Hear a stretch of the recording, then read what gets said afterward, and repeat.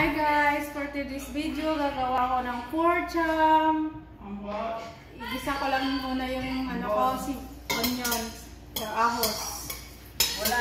Tapos, ang ginamit ko na is olives.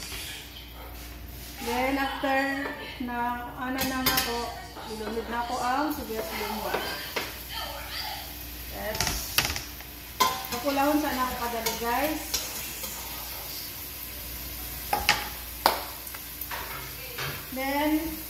Then ako ang garni, ako na siyang gimarinate, no?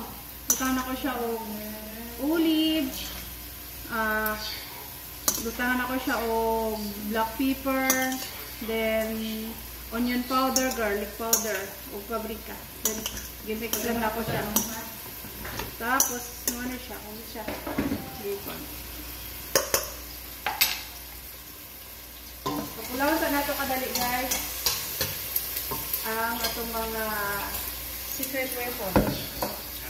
Ay, butahan man ako na siya niya o patatas o carrots o beans. So, ang tawagan nga luto guys is pork chop.